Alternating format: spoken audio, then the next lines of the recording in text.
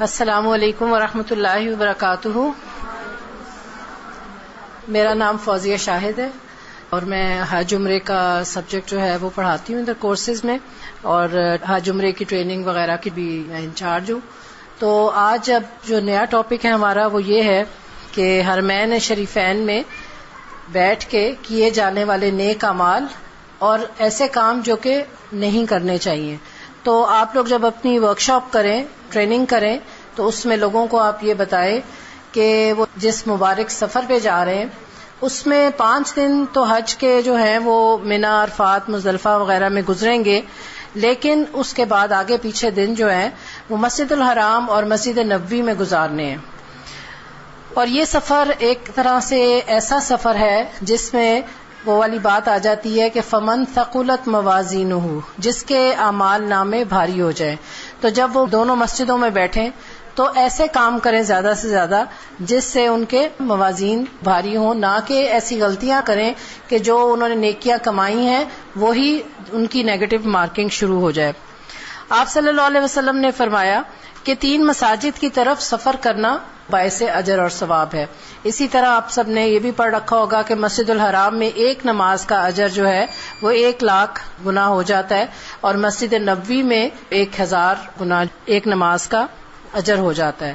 تو اسی لیے ہم نے یہ آپ کو یہ ہینڈ آؤٹ بھی دی ہے کہ ایسے کاموں کو دیکھا جائے کہ مسجد الحرام اور مسجد نبوی میں بیٹھ کر کیا کیا نیک اعمال کیے جا سکتے ہیں اور پھر کن کاموں سے بچنا ہے. تو سب سے پہلے آپ دیکھیں کہ نماز کے لیے مسجد کی طرف آتے ہوئے صاف ستھرا اور ساتر لباس جو ہے وہ پہننا چاہیے. یہ لوگوں کو بتانے کی بات ہے.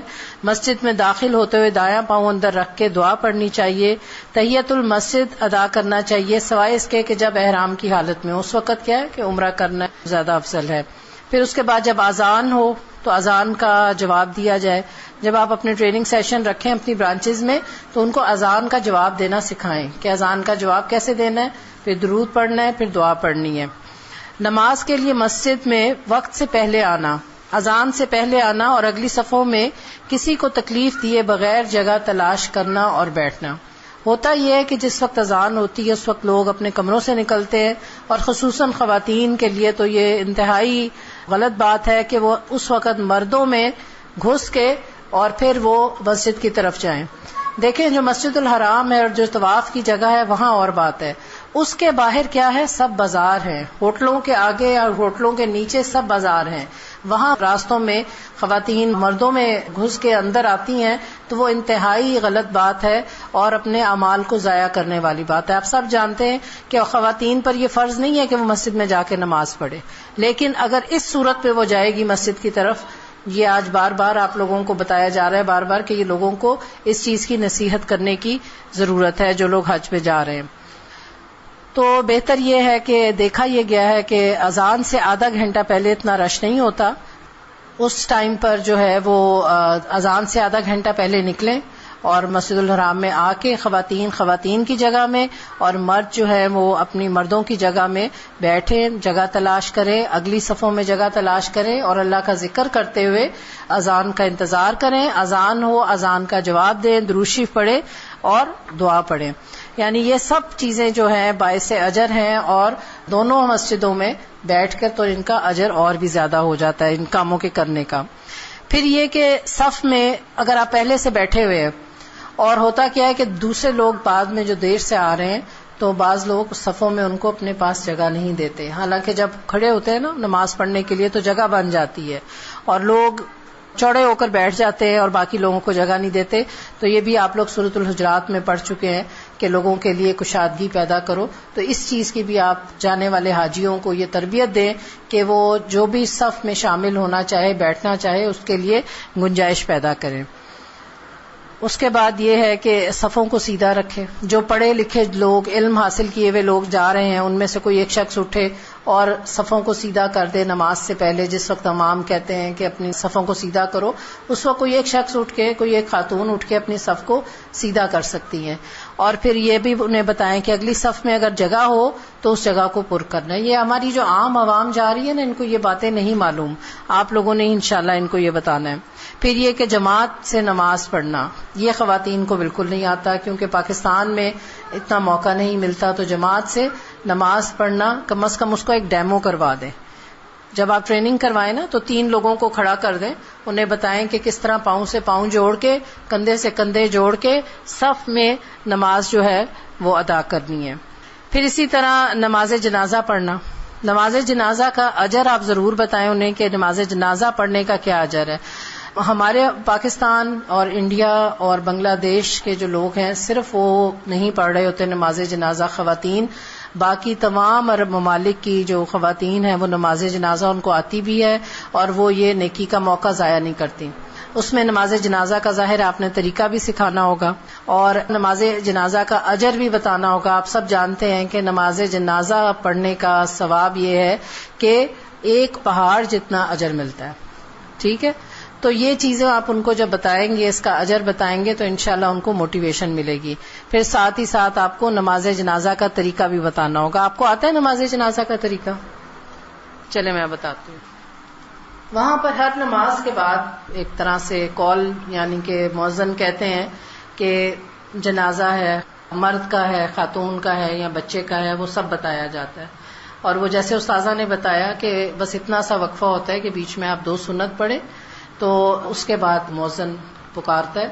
تو اس میں کرنا یہ ہے کہ کھڑے کھڑے ہی امام صاحب جب اللہ اکبر کہتے ہیں تو سب اللہ اکبر کرنا ہے اور پہلی رکعت میں جو ہے سورۃ الفاتحہ جو ہے پڑھنی ہے، نہ رکوع ہے نہ سجدہ ہے.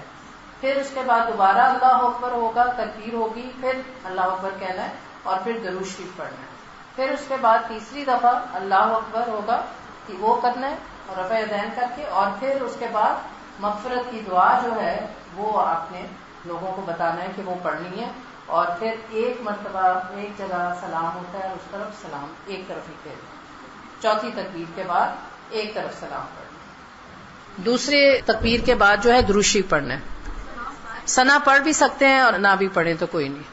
اور اس کے بعد درود شریف یہ دیکھ لیں کہ ایک طرح سے وہی سیکوینس ہے جو دعا کا سیکوینس ہوتا ہے نا، کہ جیسے پہلے اللہ کی حمد، پھر درود شریف اور پھر دعا، اور چوتھی تکبیر کے بعد سلام پھیرنا ہے. اور اس وقت یہ نہ بھولیں کہ ہم لوگ کیا کرتے ہیں، اس وقت بیٹھ کے اپنے لیے دعائیں کر رہے ہوتے ہیں، وہ تو ہم سارا دن کر سکتے ہیں. جو دنیا سے جا رہا ہے وہ سب سے زیادہ محتاج ہے کہ اس کے لیے اس وقت دعا کی جائے. مسلمانوں کے حقوق میں سے یہ ایک حق بھی ہے کہ اس کی نماز جنازہ ادا کی جائے. رکوع اور سجدہ نہیں ہوتا نماز جنازہ میں. ٹھیک ہے، جس طرح آپ لوگوں نے اپنے گلے میں پہنا ہے نا یہ ٹریننگ کا، اسی طرح کا ہماری ایک نیکلس میں حج اور عمرہ کی دعائیں اور طریقہ کا پروڈکٹ آ رہا ہے کچھ ہی دنوں میں. اس کے اندر بھی نماز جنازہ کی جو ہے وہ دعا ہے. اور چونکہ یہ ایک نفل نماز ہوتی ہے تو آپ کو پتہ ہے نفل نماز میں کچھ اٹھا کے جس طرح تراویح میں قرآن پڑھ رہے ہوتے ہیں لوگ، تو آپ لوگوں کو یہ بھی بتا سکتے ہیں کہ وہ ادھر سے دیکھ کے پڑھ لے. تو اس کے اوپر لوگوں کو ابھاریں، کیونکہ یہ بہت زیادہ اجر حاصل کرنے کا موقع ہوتا ہے جو کہ ہم بیٹھ کے ضائع کر دیتے ہیں. پاکستانی خواتین اس ٹائم پہ بیٹھ کے باتیں کر رہی ہوتی ہیں. اچھا، اس کے بعد یہ ہے کہ نماز جنازہ پڑھنا، یہ تو نماز سے تعلق ہو گئے. پھر اس کے بعد نفلی جو ہے طواف کیے جا سکتے ہیں جتنی بھی توفیق ہو. اور مقام ابراہیم پر نفل پڑھنا، عام لوگوں کو یہ نہیں پتا ہوتا کہ طواف کے ساتھ نفل ضروری ہیں. تو یہ بھی آپ نے آپ لوگوں کو بات بتانی ہے کہ طواف کے جو ہے اس کے یہ کہلاتے ہی طواف کے نفل ہیں، یہ 2 نفل جو ہیں. اور ان نفلوں میں سورۃ الکافرون پہلی رکعت میں، سورۃ الاخلاص دوسری رکعت میں. پھر اسی طرح یہ کہ تھوڑی سی ٹائم مینجمنٹ آپ لوگوں کو بتائیں، اور یہ بھی بتائیں کہ دیکھیں ہم اپنے کمروں میں، آرام دہ کمروں میں، ہم اپنے آرام دہ گھروں میں ساری زندگی رہتے ہیں. یہ سفر ہم حج کا فرض پورا کرنے کے لیے اور نیکیاں کمانے کے لیے یہ کرتے ہیں. تو کوشش کریں کہ زیادہ سے زیادہ وقت اپنا مسجد الحرام میں گزاریں. اس کے لیے تھوڑی سی آپ ان کو ٹائم مینجمنٹ بتا دیں کہ مثلا یہ ہے کہ فجر کی نماز پڑھی، اس کے بعد عشاء کی نماز پڑھ کے اور کمرے میں جا کے آرام کریں. ظہر سے پہلے آ جائیں آرام کر کے، اور ظہر بھی وہاں پہ پڑھے اور عصر بھی وہیں پر پڑھے اور اس کے درمیان جو ہے اپنی عبادات جو ہے وہ کر سکے. اور اسی طرح کچھ گھنٹے کے اعتکاف کی بھی نیت کر سکتے ہیں کہ یہ خاموشی اختیار کر کے اور اپنی عبادات جو ہے وہ کرتے رہیں. پھر وہ عبادات کیا ہیں؟ قرآن مجید کی تلاوت کرنا، قرآن مجید کا ترجمہ پڑھنا. جن لوگوں کو ادھر موقع نہیں ملتا وہاں ریکس پہ قرآن کی تفسیر اردو کی بھی پڑھی ہوتی ہے، وہ بتائے ان کو کہ وہاں پہ پڑھی ہوتی ہیں، آپ وہ ترجمہ پڑھ سکتے ہیں. پھر اس کے بعد قرآنی اور مسنون دعاؤں کی کتابیں لے جائیں، وہ پڑھیں بھی قبولیت کے اوقات میں. قبولیت کے اوقات بھی انہیں بتائیں کہ کون کون سے قبولیت کے اوقات ہیں، مثلا اذان اور اقامت کے درمیان، ٹھیک ہے، جو قبولیت کے اوقات ہیں، جمعے کی گھڑی کا، عصر کے بعد کی گھڑی کا، یہ سب چیزیں بھی بتائیں انہیں. پھر اس کے بعد یہ کہ قرآنی اور مسنون دعائیں پڑھیں بھی، اور جو دعائیں نہیں یاد، جو ادھر رہ کے اپنے ملک میں اپنے گھر میں مصروفیات کے باعث وہاں پر کوئی ایک چھوٹی دعا یا کوئی ایک ذکر کو یاد کرنے کا ٹارگٹ رکھ لیں کہ یہ میں نے یاد کرنا ہے. پھر اس کے ساتھ ساتھ جو عام لوگ ہوتے ہیں انہیں حفظ کی عادت نہیں ہوتی اور وہ نماز میں، فرض نمازوں میں بس چند صورتوں کی ریپیٹیشن رکھتے ہیں، سورہ اخلاص پڑھ لی اور سورۃ الکوثر پڑھ لی. تو یہ انہیں بتائیں کہ آپ وہاں ایک آیت کا بھی ٹارگٹ رکھ لیں روز کا کہ ایک آیت میں نے یاد کرنی ہے، تو آپ کئی صورتیں وہاں سے یاد کر کے لوٹیں گے. اور اس کا بھی بہت اجر ہے. آپ کو پتہ ہے نبی اکرم صلی اللہ علیہ وسلم کی مسجد میں بھی علم حاصل کرنا اور مسجد الحرام میں بھی علم حاصل کرنا اور دوسروں کو بھی جو دینا، علم دینا، اس کا بہت اجر اور ثواب ہے. اسی طرح اللہ تعالیٰ کا ذکر کریں، اور جب نماز پڑھ لیں، پھر نوافل پڑھ لیں، پھر اس کے بعد قرآن پڑھ لیں، پھر اب اگر تھوڑا تھک گئے ہیں تو لیٹ جائیں، تھوڑا سا اپنا بیگ سر کے نیچے رکھ کے اگر تھک گئے لیٹ جائیں. کیونکہ میں بتا رہی ہوں نا کہ ایسی ٹائم مینجمنٹ ہو کہ زیادہ سے زیادہ ٹائم ادھر گزرے، تو لیٹ کے پھر اللہ کا ذکر بھی کیا جا سکتا ہے. اور اس کے بعد خصوصاً فجر اور عصر کے بعد جو ہے اللہ تعالیٰ کا ذکر کرنا، اور صبح شام کی دعاؤں کا پڑھنا، ان کی دعاؤں کے کارڈز یہیں سے لے کے جانا، اس چیز کے بارے میں بھی لوگوں کو آپ بتائیں. پھر اس کے ساتھ ساتھ یہ ہے کہ پھر صدقہ آ جاتا ہے، مساکین پر صدقہ کرنا. بہت سارے لوگ وہاں پر ایسے آئے ہوتے ہیں جن کے پاس صرف ٹکٹ کے خرچہ تھا آزاد راہ میں سے، اور سڑکوں پر اور فٹ پاتھوں پر سو رہے ہوتے ہیں. تو ان لوگوں کو جو ہے ایک طرح سے مالی صدقہ بھی کیا جا سکتا ہے.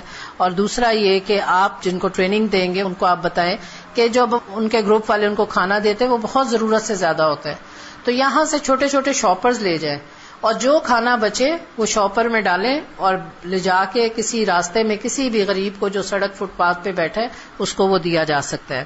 پھر یہ کہ حرم میں بیٹھے ہوئے لوگوں کو آپ خود اگر پانی پی رہے ہیں، آپ کی نظر پڑ رہی ہے کسی کی طرف، وہ پیاسا ہے، اس کو آپ پانی پلا سکتے ہیں.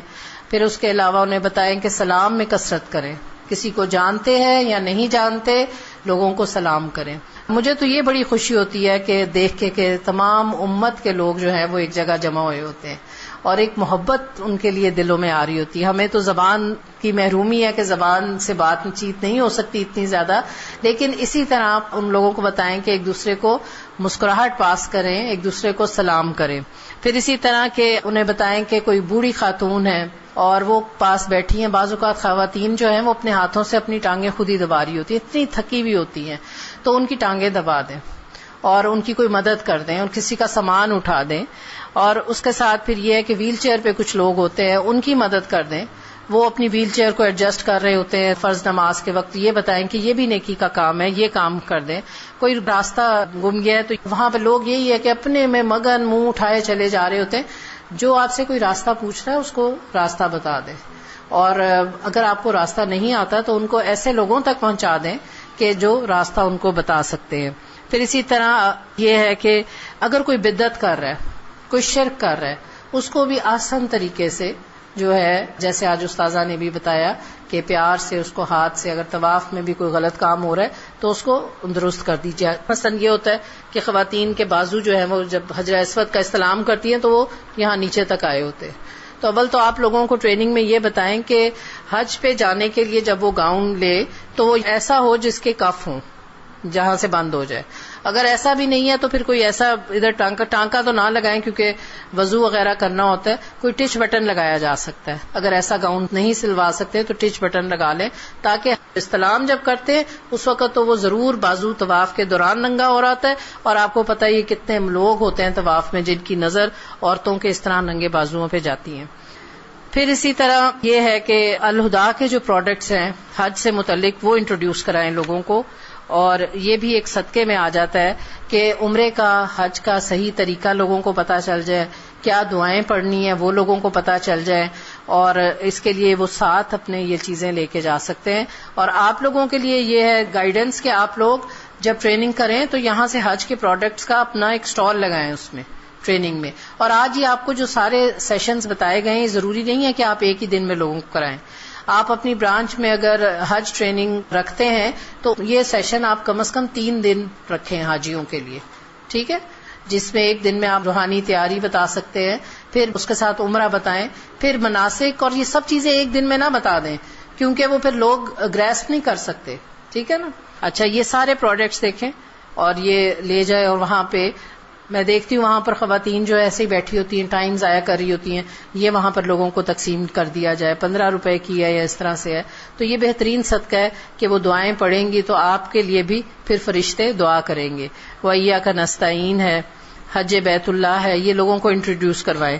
حج نبوی کا آنکھوں دیکھا حال ہے, افضل ایام میں افضل اعمال ہے, ٹھیک ہے.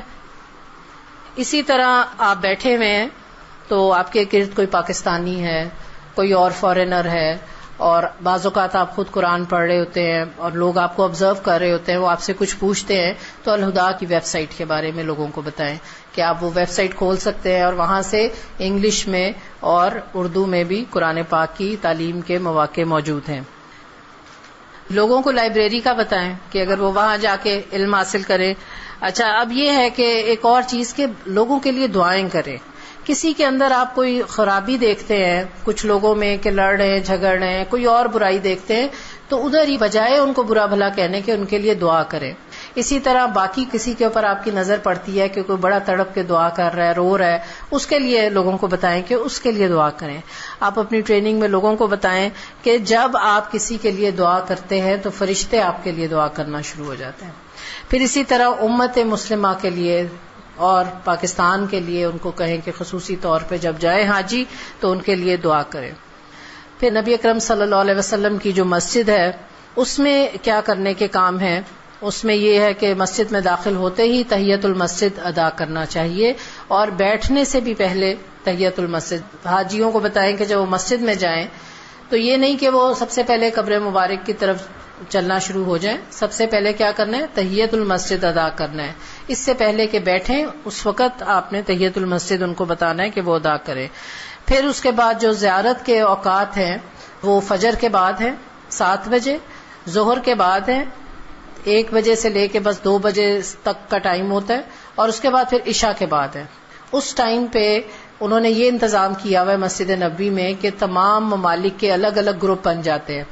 پاکستان کا الگ گروپ ہے, اس کا انہوں نے سائنیج اٹھایا ہوتا ہے. پھر اسی طرح ترکی والوں کا الگ ہے, مصریوں کا, عربوں کا الگ ہے. تو پاکستانی خواتین اپنے ملک کے جو حاجی جا رہے ہیں انہیں بتائیں کہ وہ اپنے لوگوں کے ساتھ جا کے بیٹھے, کیونکہ وہ وہاں پر ان کو بھی تعلیم دے رہے ہیں کہ آپ نے آگے جانا ہے جب زیارت کے لیے تو آپ نے کیا کرنا ہے اور کیا نہیں کرنا. تو اپنے گروپ کے ساتھ جو ہے ڈسپلن کے ساتھ وہ آپ کو لے کے جائیں گے. جس وقت پہ بھی جائیں گے درود شریف پڑھتے رہیں وہیں پر بیٹھ کے, اور انتظار کریں, صبر کریں. وہاں پر خواتین اس طرح کی باتیں کر رہی ہوتی ہیں, پتہ نہیں ہمیں لے کے جائیں گے کہ نہیں جائیں گے, ہمیں سب سے آخر میں لے کے جائیں گے. تو انہیں آپ کہیں کہ آپ کے لیے وہ بہترین وقت ہے, آپ بیٹھ کے اس وقت درود شریف پڑھیں. پھر جب ریاض الجنہ میں جائیں تو 2 نفل پڑھ لیں, اس سے زیادہ نفل نہ پڑھیں, کیونکہ ہر ایک کو موقع دینا چاہیے کہ وہ ہر ایک کرے, اور شور و غل کرنے والوں میں شامل نہ ہوں. جب دروازہ کھلتا ہے زیارت پہ جانے کے لیے تو ایسے لگتا ہے نعوذ باللہ جیسے گھوڑے دوڑ رہے ہیں, اتنا شور کرتے ہوئے عورتیں دوڑ لگاتی ہیں.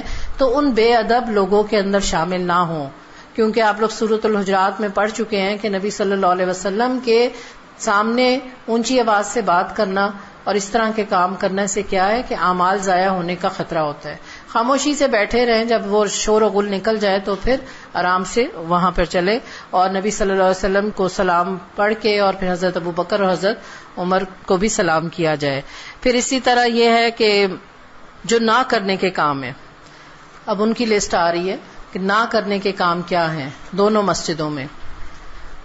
خواتین جو ہے ان کو بتائیں کہ وہ گاؤن اور سکارف کے بغیر مسجد الحرام میں نہ جائیں، لون کے باریک کپڑے پہن کر نہ جائیں۔ ابھی کچھ سال ہوئے، شاید 1-1.5 سال پہلے، پاکستانی ایک خاتون جو تھی وہ لون کے کپڑے اور دوپٹہ لے کے طواف کر رہی تھی، اوپر سے بارش ہو گئی اور وہ سارا لباس اس کا چپک گیا اور اتنی لعن طعن کی گئی پاکستانی لوگوں کے اوپر، لوگوں نے باقاعدہ اس کے اوپر کافی شور مچایا۔ پھر اس طرح یہ کہ راستوں میں کھڑے نہ ہوں، خانہ کعبہ کو دیکھنے کے لیے نا، پہلی نظر ڈالنے کے لیے جدھر نظر آتا ہے ادھر ہی کھڑی ہو جاتے ہیں۔ اس کا گناہ انہیں بتائیں، آپ سب تو جانتے ہی ہیں نا راستوں میں کھڑے ہونے کا کیا گناہ ہے، یہ گناہ ان کو بتائیں کہ کیا گناہ ہے اور کس جگہ پہ کھڑے ہو کر یہ گناہ ہو رہا ہے۔ جو ادب والی جگہ ہیں اور جہاں پر ایک نماز کا 1,00,000 گنا اجر ہے۔ پھر یہ کہ جو وہاں پر انتظامی امور کے لوگ ہوتے ہیں، جو اٹھا رہے ہوتے ہیں اور منع کر رہے ہوتے ہیں، ان کے ساتھ لڑ جھگڑ رہے ہوتے ہیں اور ان کی بات نہیں مان رہے ہوتے، تو آپ کو پتہ ہے اولی الامر کی بات ماننا جو ہے وہ فرض ہے، اس کے بارے میں انہیں بتائیں۔ حجر اسود کے بوسے کے لیے خواتین جو ہے وہ مردوں میں نہ گھسیں، اسی طرح رکن یمانی کو ہاتھ لگانے کے لیے خواتین جو ہے وہ مردوں میں نہ گھسیں۔ پھر یہ کہ مسجد میں دیر سے آنے کی صورت میں دوسروں کو تنگ کرتے ہوئے اگلی صف میں جانا، یہ بھی اس چیز سے بھی منع کریں کہ ویسے پہلے دیر سے آئے، اذان ہو گئی، اب یہ کہ میں نے تو سب سے آگے جا کے نماز پڑھنی ہے، تو یہ تو تنگ کرنے والی بات ہے۔ اور نبی صلی اللہ علیہ وسلم نے ایسے شخص کے بارے میں کہا تھا کہ دیر سے آیا اور لوگوں کو تنگ کیا۔ پھر یہ کہ مسجد میں کوئی گندگی نہ پھیلائی جائے، پانی نہ پھینکا جائے، کوئی اور کھانے پینے کے جو ریپرز ہیں وہ نہ پھینکے جائیں۔ پھر یہ کہ سارا وقت خواتین وہاں پر بیٹھ کے باتیں کرتی رہتی ہیں، اس چیز سے منع کریں اور انہیں بتائیں کہ یہ کیا مقام ہے، یہاں پر ذکر الہی کریں زیادہ سے زیادہ، باتیں جو ہے وہ تو کرنی ہے، زبان تو رکنی نہیں ہے۔ اس دفعہ میں بھی رمضان میں تھی تو میرے ساتھ ایک خاتون تھی، فیصل آباد سے آئی ہوئی تھی، خاموشی سے بیٹھ کے اپنی عبادت کرتی رہتی تھی۔ مجھے کہتی ہیں کہ آپ سے ایک مسئلہ پوچھنا ہے، میں نے کہا جی بتائیں۔ کہتی ہیں کہ یہ اتنی عظیم جگہ ہے، یہ اتنی عظیم جگہ ہے اور یہ عورتیں سارا وقت بولتی رہتی ہیں، سارا وقت بولتی رہتی ہیں، اور وہ رونا شروع ہو گئی اور کہتی ہیں کہ یہ تو اذان اور اقامت کے درمیان بھی بولتی رہتی ہیں۔ کہتی ہیں کہ ہم تو گھر میں بھی نہیں بولتے، ہمیں تو ہمارے بزرگوں نے منع کیا ہوا ہے کہ زبان زیادہ نہیں چلانی، ہماری بچپن سے اس پہ تربیت کی ہوئی ہے۔ تو میں نے تو گھر میں ایک ڈائری رکھی ہوئی ہے، جب میرا بولنے کو نہیں دل کرتا اور میں ایسی کیفیت میں ہوتی ہوں تو میں اس ڈائری پہ لکھ کے بات کرتی ہوں، اور میں نے اپنے بچوں کی بھی اسی طرح ہی تربیت کی ہوئی ہے۔ میں نے اتنا ان سے سیکھا کہ میں آپ کو بتا نہیں سکتی۔ تو یہ چیز لوگوں کو بتانے کی ہے کہ باتیں تو کرنی ہی کرنی ہے، ہم اپنے ملک میں بھی آ کے باتیں کرتے رہیں گے۔ اب پھر کیا ہوتا ہے، مسجد الحرام میں بیٹھ کے غیبتیں ہو رہی ہوتی ہیں، اپنی اپنی بہوؤں کی، نندوں کی، ساسوں کے قصے سنائے جا رہے ہو۔ تو اس وقت ہم یہ بات کر رہے ہیں کہ مسجد الحرام میں بیٹھ کے کیا کام کرنے اور کیا کام نہیں کرنے، یہ آپ لوگوں نے لوگوں کو بتانا ہے کہ اتنی نیکی کے سفر پہ جاتے ہوئے یہ نہ ہو کہ ان کی نیگیٹو مارکنگ ہو جائے ساری، ٹھیک ہے نا۔ تو یہ کس چیز کی احتیاط کرنی ہے۔ پھر یہ کہ جمعے کی جو نماز ہو رہی ہوتی ہے اس کے خطبے میں باتیں ہو رہی ہوتی ہیں، کیونکہ عربی زبان نہیں پتہ، امام صاحب خطبہ دے رہے ہیں، اب یہ آپ کو تو پتہ ہے کہ خطبے میں خاموش کروانا بھی منع ہے، تو یہ آپ نے بتانا ہے لوگوں کو کہ خطبے میں جو ہے بات چیت نہیں کرنی، بس خاموشی سے اپنی جگہ پر بیٹھ کے سنتے رہیں۔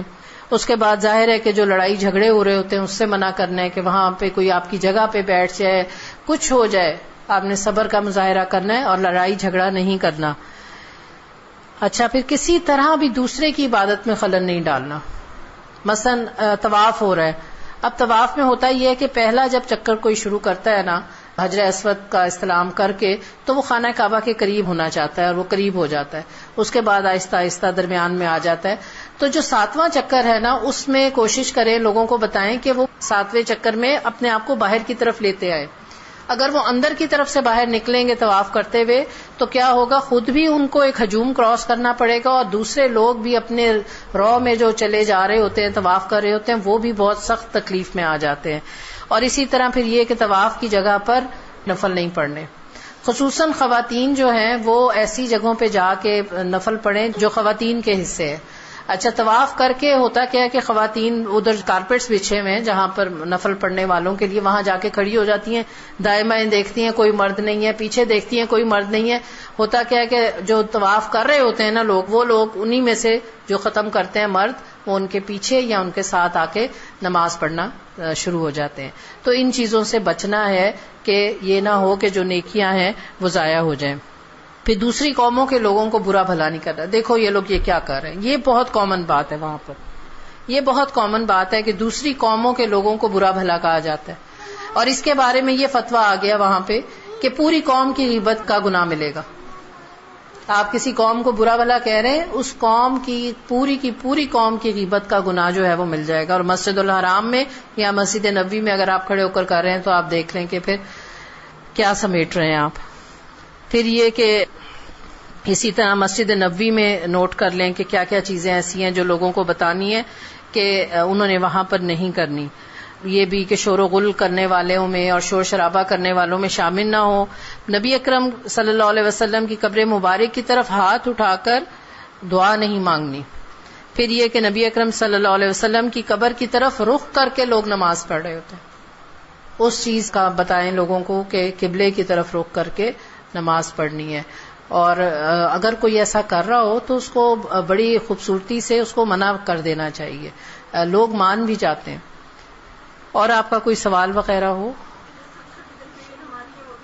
با جماعت نماز کا طریقہ، اگر کوئی دوسری رکعت میں آتا ہے نا تو اللہ اکبر کر کے، اور امام جہاں پر بھی ہے، مثلا امام صاحب رکوع میں ہے تو رکوع میں چلا جائے، سجدے میں ہے تو سجدے میں چلا جائے. اور اس کے بارے میں یہ آتا ہے کہ سورہ فاتحہ ضرور ہو جانی چاہیے. اگر سورہ فاتحہ ہو تو پھر رکعت ہوتی ہے، اگر نہ ہو تو نہیں ہوتی. مثلا اگر میں پہنچی ہوں دوسری رکعت میں اور جو ہے امام صاحب ابھی سورہ فاتحہ پر ہی ہیں تو میں سورہ فاتحہ میں شامل ہو جاؤں گی اور میری ایک رکعت مس ہوئی، ٹھیک ہے. اب میں ساری نماز ان کے ساتھ پڑھوں گی، اور سلام جب امام صاحب پھیریں گے اس وقت ان کے ساتھ سلام نہیں پھیروں گی، بلکہ پھر میں کھڑی ہو جاؤں گی اور میری جو رکعت مس ہوئی ہے وہ میں رکعت پوری ادا کر کے اور پھر سلام پھیروں گی. تو یہ طریقہ آپ لوگوں کو بتا دیں. اکثر لوگ کیا کرتے ہیں، جب اذان ہوتی ہے اس وقت گھروں سے بھاگتے ہیں، رش میں پھنستے ہیں، اور پھر یہ ہے کہ جہاں جگہ ملتی ہے وہاں کھڑے ہو کے کسی مرد کے ساتھ کہیں پہ بھی نماز جو ہے وہ ادا کر لیتے ہیں. اچھا، آج کا جو بھی سیشن ہوا اس کی اسیسمنٹ شیٹ آپ کو بھی ملے گی، وہ سب آپ لوگ فل کر کے ساتھ نہیں لے کے جانی، آپ نے واپس کرنی ہے، ٹھیک ہے. اور یہ جو آج آپ لوگوں نے ٹریننگ لی ہے نا، استاذہ محترمہ کا وقت لیا ہے، تو اب الحمدللہ آپ لوگ ماشاءاللہ اس قابل ہو گئے ہیں کہ آپ اپنے علاقے کے جانے والے حاجیوں کو ٹرین کریں اور ان کو بلائیں، 2-3 دن ان کو ٹریننگ دیں. یہ آپ کا ٹائم بہت کم ہے، جلدی سے یہ آپ اپنا اسیسمنٹ فل کریں، اور اس کے بعد آپ کا یاسمین خاکوانی کے ساتھ سیشن ہے انشاءاللہ تعالی.